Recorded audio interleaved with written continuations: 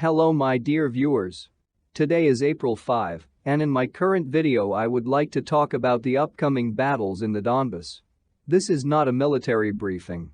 You know, lately I have been asked a lot of questions and comments. Yes, I read them. The questions boil down to the following.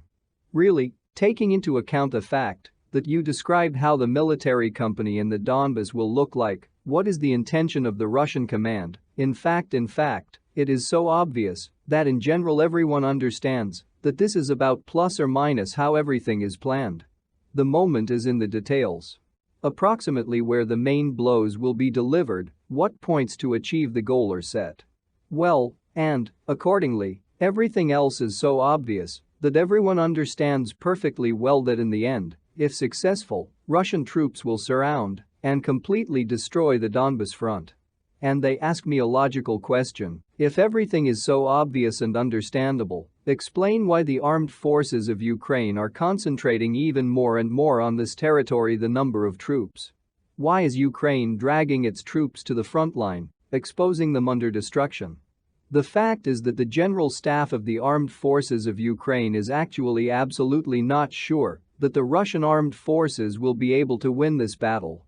More precisely, for the armed forces of Ukraine, in fact, even a draw will be a victory in this case.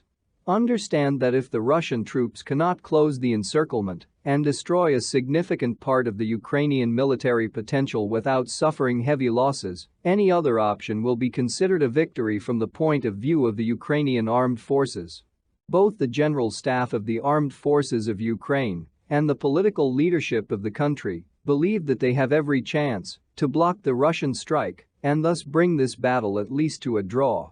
And from a political point of view, this will be equated with victory.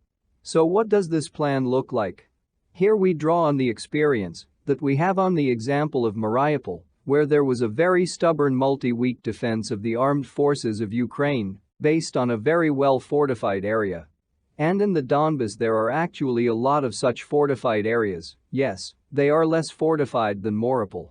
Nevertheless, the group surrounded by Russian troops may well put up serious resistance for many weeks. Moreover, it has the ability to work on internal positional lines. And if it is not possible to immediately cut this grouping into several parts, they can inflict very serious and painful counterattacks. Especially if from the outside, from the Pavlograd region, counter-strikes will be delivered. And the whole calculation of the Ukrainian command is that the Russians simply do not have enough strength to hold the inner ring of encirclement and, accordingly, resist the counterattack of the armed forces of Ukraine from the outer contour from, as they assume, Lazova, Pavlograd from Zaporozhye. And this plan of the armed forces of Ukraine, in fact, is also very well read. It is for this reason that the Russian command is preparing so carefully today. It perfectly understands and realizes that this battle will be decisive in many respects. Here you need to win.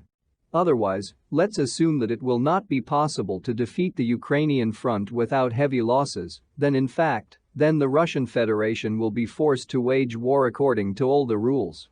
I think then the abbreviation Special Military Operation will quickly disappear and real mobilization will be announced in the country. This for the official Kiev will be tantamount to victory. And for this reason, the start of this operation is being delayed today because a mistake will cost very, very dearly. That's what I wanted to say in this video. Thanks for attention.